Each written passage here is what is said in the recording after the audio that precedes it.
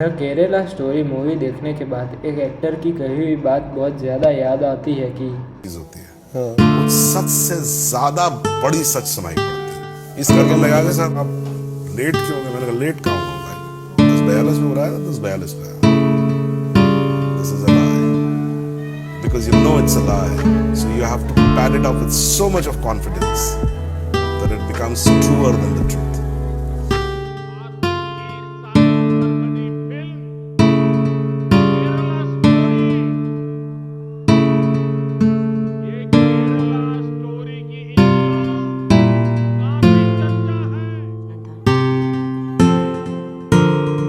मैं नर्स बन के लोगों को सर्व करना चाहती हूँ। अब मैं फातिमा बाव, एक ISIS terrorist in Afghanistan jail, और मैं अकेली नहीं हूँ। मेरे जैसे 32,000 गर्ल्स कन्वर्ट होके सीरिया और यमन के रेगिस्तान में दफन हो चुकी है। मज़ेदार चीज़ होती है झूठ कि उसे अगर बहुत ज़्यादा फ्रेम्ड तरीके से और काफ़ी कॉन्फिडेंटली बोला जाए तो वो सच लगने लग जाती है, मगर लगने लग जाती है, सच होती नहीं है वो बात। वैसा ही एक झूठ अभी सामने आया, द केरला स्टोरी। तो आज की इस वीडियो में हम बात करने वाले हैं कि कैसे एक कॉन्फिडेंटली बोला जाने वाला झूठ जो कि बहुत ज़्यादा फ्रेम्ड हो और साथ ही साथ वो पैट्रियटिज़म से भरा हुआ झूठ हो, उसे कैसे बनाया जाता है। The making of Kerala story बात करेंगे कि क्यों इसको इतना ज़्यादा फेक और इतना ज़्यादा फ्रेम्ड बनाया गया, ताकि उस फ्रेम्ड झूठ के पीछे पूरी सच्चाई ही दब गई जो असल सच्चाई थी। और उससे पहले हम बात करते हैं कि इस मूवी में आंकड़ों को किस तरह से मैनिपुलेट किया गया और यूज़ किया गया बताने के लिए कि ये पूरी स्टोरी ही सही है। इनकी बिठाई हुई टैगलाइन का पहले है कि 32,000 महिलाओं को यमन और सीरिया के रेगिस्तानों में दफना दिया गया था, जो इसका टीज़र आया था बाहर। उसकी सच्चाई पहले जान लेते हैं कि ये आंकड़ा कितना सही है। तो उसके लिए पहले हम जाते हैं उन्हीं की दी हुई ओमन चैंडी जी की लाइन कि 2,667 लड़कियां हर साल कन्वर्ट हो रही है इस्लाम में। ये उन्होंने ही कहा था कि इस फैक्ट्स पे ही मैंने ये फिल्म पूरी बनाई है। और दूसरा स्टेटमेंट था वी.एस. अच्युतानंदन जी का कि उन्होंने कहा था कि 20 साल में ये पूरा स्टेट ही कन्वर्ट हो जाएगा एक इस्लामिक स्टेट में। उसका पहले फैक्ट चेक कर लेते हैं कि ये कितना सही था और क्या क्या छुपाया गया है इन स्टेटमेंट में भी। तो पहला स्टेटमेंट ओमन चैंडी जी ने जो कहा था 4 फरवरी 2012 के टाइम पे, जब वो चीफ मिनिस्टर थे इसी स्टेट के, कि ये केरला स्टेट में 2,667 से भी ज़्यादा लड़कियां हर साल अपना धर्म परिवर्तित कर रही है अपनी कंसेंट से। तो जो हमने जो मूवी देखी, इस हिसाब से हम तो यही कहेंगे कि हाँ भाई, कंसेंट से ही कर रही थी, क्योंकि उन्हें ब्रेन वॉश कर दिया था, तो उन्हें पता नहीं था कि सही क्या है और क्यों बदलना चाहिए नहीं। पर यह स्टेटमेंट भी पूरा नहीं दिखाया गया, इसमें सिर्फ वो धर्म परिवर्तित कर रही थी, वो ISIS ज्वाइन नहीं कर रही है। अब आते हैं वी.एस. अच्युतानंदन जी के स्टेटमेंट पे, जिन्होंने ये कहा था कि 20 साल में ये केरला स्टेट पूरा ही इस्लामिक स्टेट में बदल जाएगा कि और उसकी मेजॉरिटी पॉपुलेशन इस्लाम हो जाएगी, क्योंकि ये 2,667 लड़कियाँ हर साल बदल रही है अपना धर्म इसलिए। पर उस बात को आज 13 साल हो गए, फिर भी वहाँ पे ऐसा कुछ भी नहीं है। आज भी माइनॉरिटी में ही है मुस्लिम वहाँ पे, और वो भी पीस और हारमनी से रहते हैं वहाँ पे दोनों ही धर्म के लोग।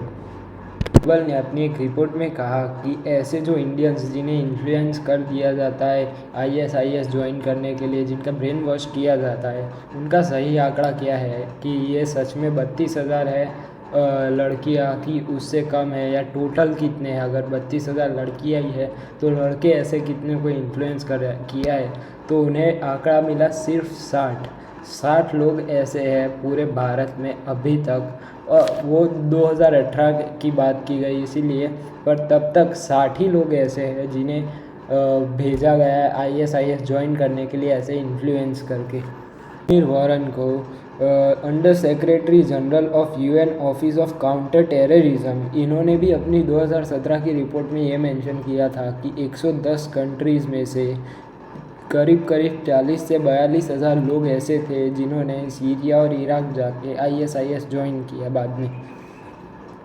बताया उन्होंने 40 से 42 हज़ार वाला। उन्होंने ये पूरे विश्व का बताया था कि पूरे विश्व में से कितने गए थे। इसके बाद 2018 में जो ICSR की रिपोर्ट आई, international study for the study of radicalisation, उन्होंने अपनी रिपोर्ट में ये कहा कि टोटल जो ISIS में ज्वाइन करने गए हैं लोग, उनमें से भी महिलाएं सिर्फ 4,000 है, 4 से 5,000 पूरे विश्व से। तो भारत की 32,000 का तो कोई सवाल ही नहीं उठता। को भी थोड़ा ब्रेक डाउन करके देखते हैं हम कि हमारे देश से कितने लोग ऐसे गए थे। तो इसी में American bureau of counter terrorism ने अपनी एक रिपोर्ट दी थी। उसमें ये मेंशन किया था कि NIA ने 34 ऐसे टेररिज्म के केस इन्वेस्टिगेट किए थे, जिसमें से 166 ऐसे लोग पाए गए थे गिल्टी, जिन्हें प्रो IS केसेस कहा जाता है। मतलब जो वो लोग थे जो ISIS से जुड़े हुए थे पहले से, मतलब इनमें वो भी लोग आ गए थे जो लोगों को ब्रेन वॉश करते थे और साथ ही साथ जो लोग ब्रेन वॉश हुए भी थे। फाउंडेशन ने भी अपनी एक रिपोर्ट में कुछ ऐसा ही आंकड़ा बताया था, जो हमारे देश में कितने ऐसे लोग थे जो प्रो IS कैटेगरी के अंदर आते हैं, जो इन्फ्लुएंस करने वाले लोग होते हैं और जो इन्फ्लुएंस हो गए थे उस चीज़ से सीरिया जाने के लिए। वैसे लोगों की गिनती में उन्होंने भी 140 से 200 के बीच का ही कुछ आंकड़ा दिया था। और अगर इन सारी बाहर की ऑर्गेनाइजेशंस पे भी आपको लगता है कि ये हमारे देश के बारे में कितना जानती होगी, तो हमारे होम मिनिस्ट्री ने भी इस पे एक रिपोर्ट बनाई थी जिसमें इन्होंने मेंशन किया था कि ऐसे प्रो IS केसेस जिसमें जो ब्रेन वॉश करते हैं और जिनका ब्रेन वॉश करवाया जाता है, वो दोनों मिला के बस 155 ही ऐसे केस थे।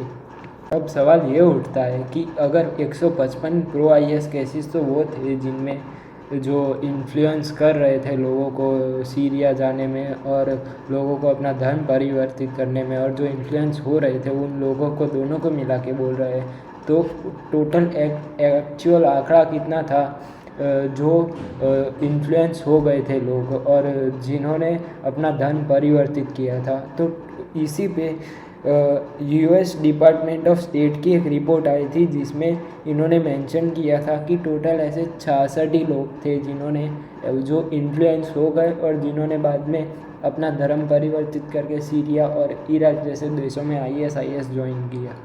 देखते हैं कि टोटल लड़कियां कितनी थी। इस रिपोर्ट के हिसाब से जो स्ट्रेट ग्लोबल न्यूज़ ने छापी थी उनके हिसाब से बस 13 लड़कियां ऐसी थी जिन्होंने पूरे देश में से जिनको इन्फ्लुएंस कर लिया गया था और सीरिया भेजा गया था। अगर केरला की माने तो पूरे केरला में से 6 लड़कियां ऐसी थी और उनमें से भी 3 ही लड़कियां ऐसी थी जिन्होंने अपना धर्म परिवर्तित किया था, जिसमें से 2 जो थी वो क्रिश्चियन थी और एक हिंदू। उसका नाम था निमिषा, जिसका कैरेक्टर उठाया गया है इसी फिल्म में शालिनी उन्नीकृष्णन का नया कैरेक्टर बनाने के लिए। पर यह स्टोरी पूरी निमिषा पे बनाई गई है। मैंने आपको पहले बताया कि इन्होंने 6 लड़कियों का आंकड़ा बदल के बड़ी कॉन्स्पिरेसी बनाने के लिए इसको 32,000 कह दिया।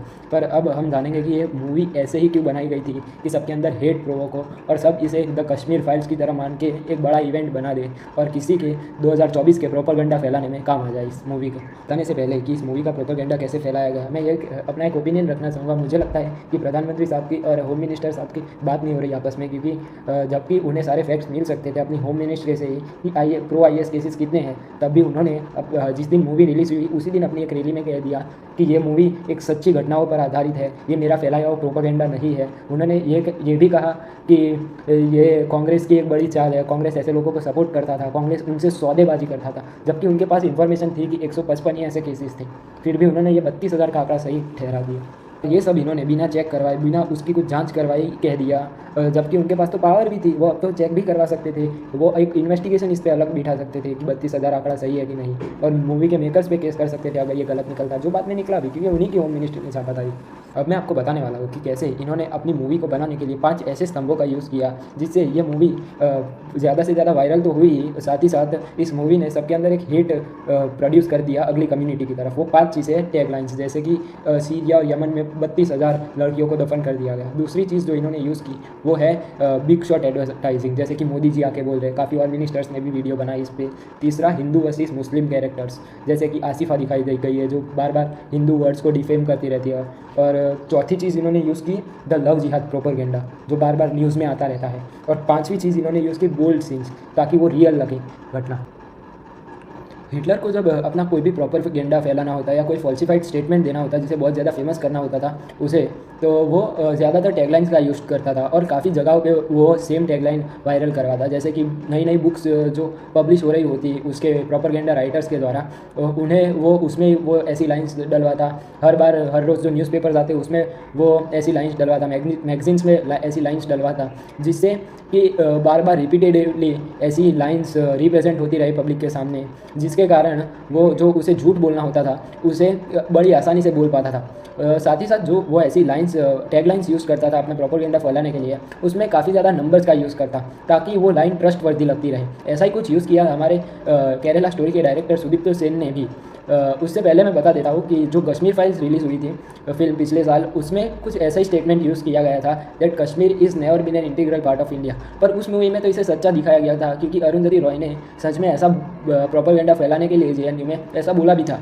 पर अब कश्मीर फाइल्स के केस में तो हमें पता है कि वो लाइन सच्ची थी और वो चीज़ सच में हुई थी, इसीलिए उन्होंने दिखाया भी था फिल्म में। मगर द केरला स्टोरी के केस में देखा जाए तो इन्होंने सुदीप्त सेन ने भी यही सोचा कि हम भी ऐसी कोई एक टैगलाइन बनाएंगे जो पहले से ही वायरल हो जाए, ताकि उसके बाद जब मूवी रिलीज़ हो तो उसकी हाइप बने और उसको देखने ऑडियंस आए। इसलिए उन्होंने बनाई है 32,000 वाली लाइन कि 32,000 लड़कियों को सीरिया और यमन के रेगिस्तानों में दफना दिया गया है, और उसे 8 महीने पहले ही लॉन्च कर दिया मूवी आने के, जिसके कारण क्या पहले से ही कंट्रोवर्सी क्रिएट हो गई और सबको पता चल गया कि ऐसी कोई मूवी आने वाली है। अब इससे बड़ी एडवर्टाइजिंग तो क्या ही हो सकती है। और साथ ही साथ एक गलत स्टेटमेंट भी चलने लगा कि ये भी कश्मीर फाइल्स की तरह एक रियलिटी को डेपिक्ट करने वाली फिल्म है। साथ ही साथ जो ये मूवी थी उसका जो टीज़र लॉन्च किया था 8 महीने पहले इन्होंने, ताकि वो हाइप बना सके मूवी की, वो स्पेशली 1 मिनट का बनाया था ताकि वो शॉर्ट्स और इस रील्स के ज़माने में उसे ज़्यादा से ज़्यादा शेयर किया जाए और इस स्क्रोलिंग फीचर के कारण उनका ट्रेलर ज़्यादा से ज़्यादा फेमस हो और उसकी मूवी की पहले से ही हाइप बने। था मैं नर्स बन के लोगों को सर्व करना चाहती थी। अब मैं फातिमा बा हूँ, एक ISIS terrorist in Afghanistan jail.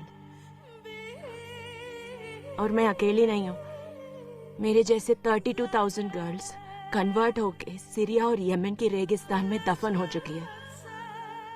काफ़ी हद तक कामयाब भी हुई, क्योंकि टीज़र आया तब भी इस पर कॉन्ट्रोवर्सी हुई थी, ट्रेलर आया तब भी कॉन्ट्रोवर्सी हुई है।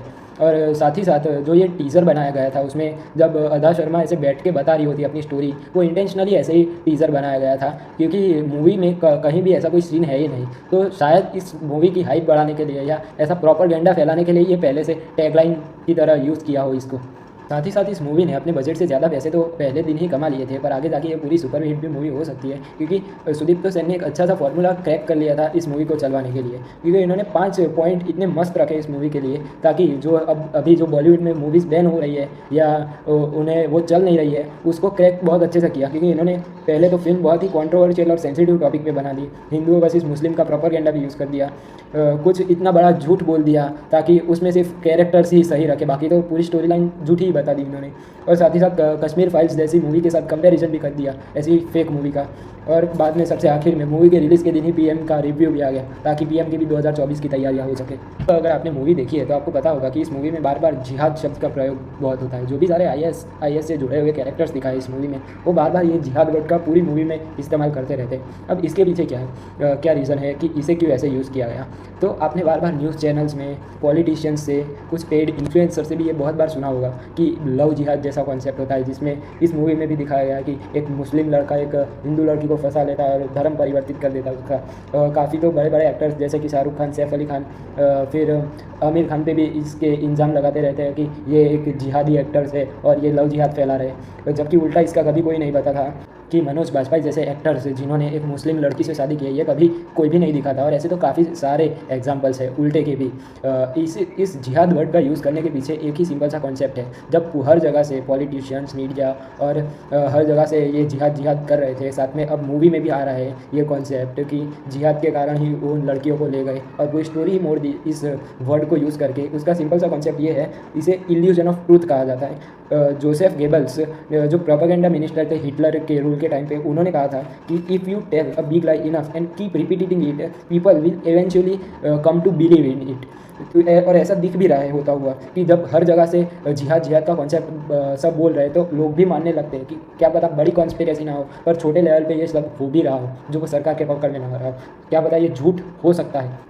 अब इससे जिहाद कॉन्सेप्ट है या नहीं है ये तो प्रूव नहीं होता, पर ये ज़रूर प्रूव होता है कि ये बार बार हर जगह जिहाद दिखाने से, हिंदू वर्सेस मुस्लिम करने से, और हिंदू वर्सेस मुस्लिम में भी ये लव जिहाद बार बार दिखाने से, मूवीज़ ले हो गया या फिर न्यूज़ हो गया, उसमें से किसी का पॉलिटिकल फ़ायदा बहुत ज़्यादा होता है किसी भी पार्टी का। और क्या पता ये मूवी उसी लिए रिलीज़ भी की जा रही हो 1 साल पहले इलेक्शन से। आपको इल्यूजन ट्रूथ इफेक्ट आपको बताया, ये भी कुछ सिमिलर सा ही कहता है कि the illusionary truth effect is a tendency to believe false information to be correct after repetitive exposure, जो कि इस लव जिहाद के केस में पूरा फिट भी बैठ रहा है। और थोड़ा बहुत आपने ये भी पिक्चर देखने के बाद भी महसूस किया होगा कि शायद 32,000 का आंकड़ा पूरा सही ना हो, पर 1-2 हज़ार तो होंगे ही, जो कि पूरा झूठ था, पर बार बार रिपीटेटिवली दिखाया गया और काफ़ी बड़े बड़े नामों ने इस मूवी को अप्रिशिएट किया, इसीलिए हमें लगा कि शायद ये पूरी सच हो सकती है। पर जो सारे में मैं बात करना चाहूँगा जो इस मूवी में दिखाया गया है, इंटेंशनली मैं कहूँगा, क्योंकि उसकी मूवी लाइन से या मूवी की स्टोरी लाइन से ज़्यादा कोई मतलब था नहीं।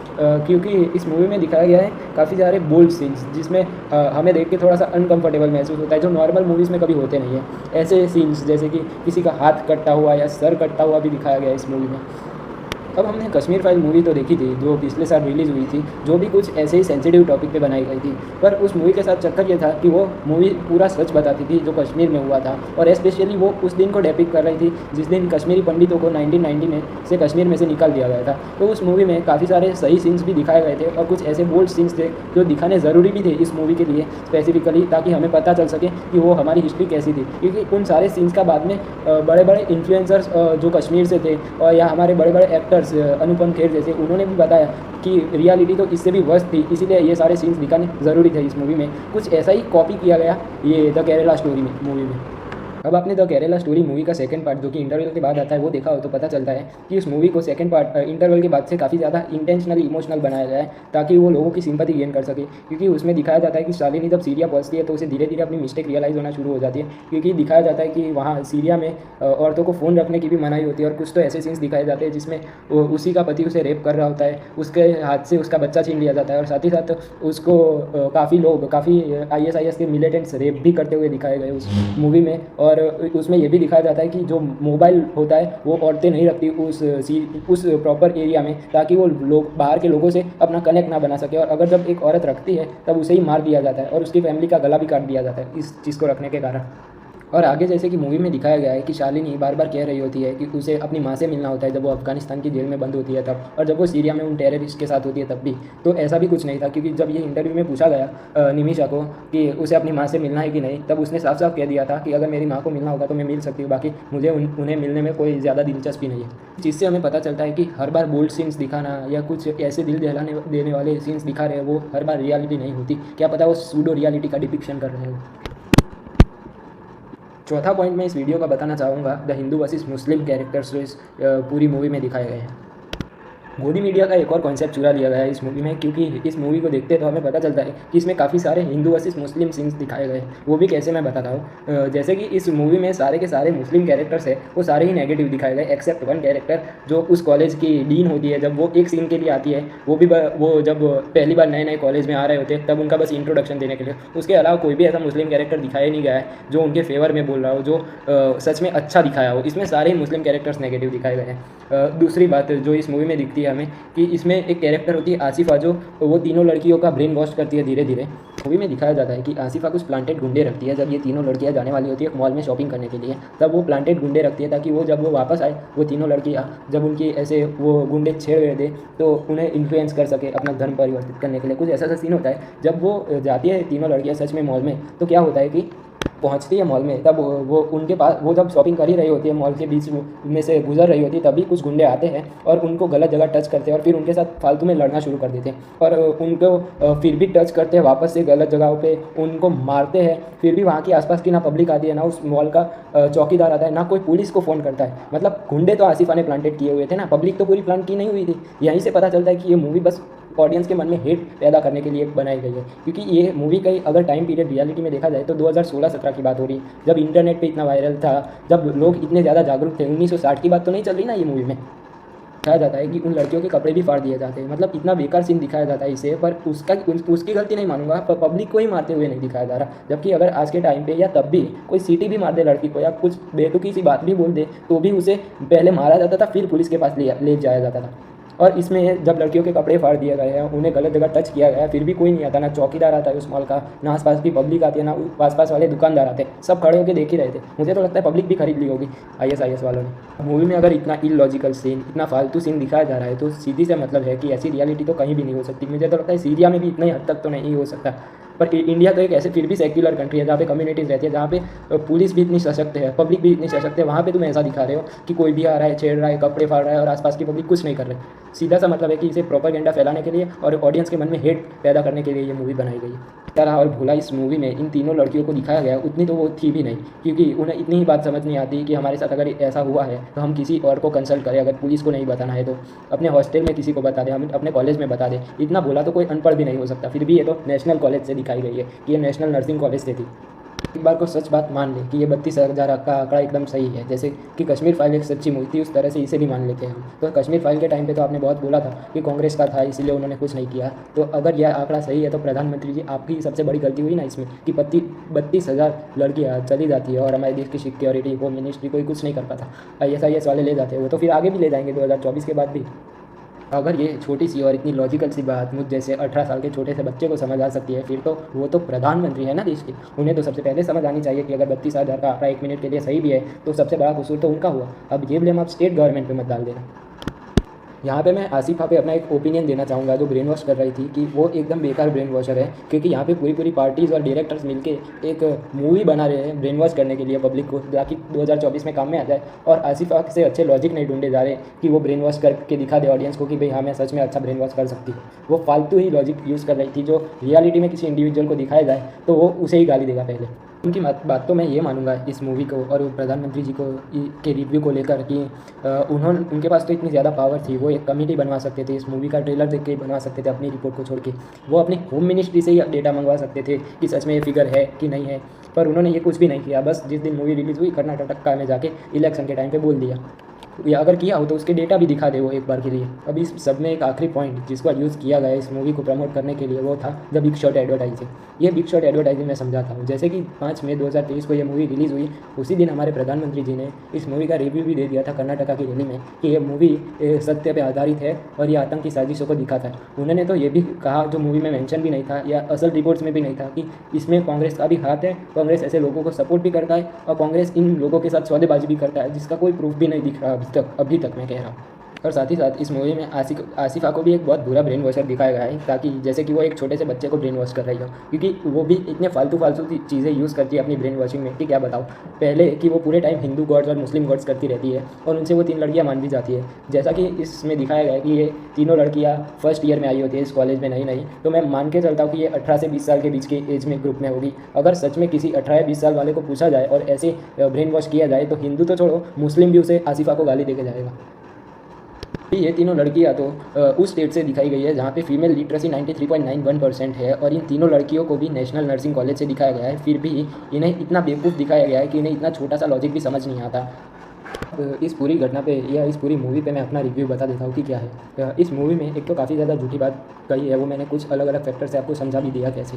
पर सबसे बड़ी गलती मैं पीएम की मानूंगा, जो उन्होंने ये रिव्यू दिया था उसमें, क्योंकि पीएम के पास तो अपनी होम मिनिस्ट्री की जानकारी थी, इतनी पावर थी कि वो वापस से इस इश्यू पे सच में चेक करवा के देख सकते थे। फिर भी उन्होंने बिना कुछ करे ही बोल दिया, और अगर किया तो शायद वो बाहर भी दे सकते उन सारे रिसर्च को, मगर उस पर भी बिना चेक किए या अपनी होम मिनिस्ट्री के भी डेटा को बिना देखे ही उन्होंने आके बोल दिया। और उन्होंने तो कांग्रेस पे भी ब्लेम डाल दिया, जो कि ना मूवी में दिखाया गया है ना सच में भी शायद ऐसा कुछ था। मगर इसके बाद हम बात करते हैं सच में किसी एक केरेलियन ने, जो जिसकी एक क्लिप मेरे पास आई है। उससे पहले मैं बता दूं कि अगर इसके बाद भी अगर आपको वीडियो पे थोड़ा सा ट्रस्ट हो तो ही देखना, क्योंकि ये ऑडियो क्लिप है और मैं उनका नाम भी रिवील नहीं कर सकता। और मैं कॉन्टेक्स्ट बता देता हूँ कि ये क्लिप मेरे पास आई कैसे। का मैं आपको एक बार कॉन्टेक्स्ट दे देता हूँ कि ये आई कैसे मेरे पास। ये जो क्लिप थी मेरे पापा ने जब ये पहली बार मूवी रिलीज़ हुई 5 तारीख को, तब इसका ट्रेलर जो था वो अपने इंस्टाग्राम हैंडल और फेसबुक हैंडल पे शेयर किया था, बस वो दिखाने के लिए कि ये कितनी सही मूवी है, और उस पर कुछ ट्रेलर देख के अपना कुछ लिखा था। तब उन्हीं के स्कूल फ्रेंड ने, वो जो अभी केरला में रहते हैं और वो मुस्लिम कम्युनिटी से बिलोंग करते हैं, उन्होंने ये रिप्लाई भेजा था सामने। अगर आपको इसके बाद ट्रस्ट हो तो ही देखना इस रिप्लाई को, क्योंकि ये मुझे भी तुक्के से मिली हुई क्लिप थी, मैंने कोई इंटेंशनली नहीं बनाई हुई। ભાઈ ગુડ મોર્નિંગ ભાઈ. એકચ્યુઅલી તમારું સ્ટેટસ જોયું ઇઝ ઓલ અબાઉટ સ્ટોરી ભાઈ, is not truth. You come Kerala, you know what is the position. Is this all fake story? You know by very well me in last so many years. Please buy.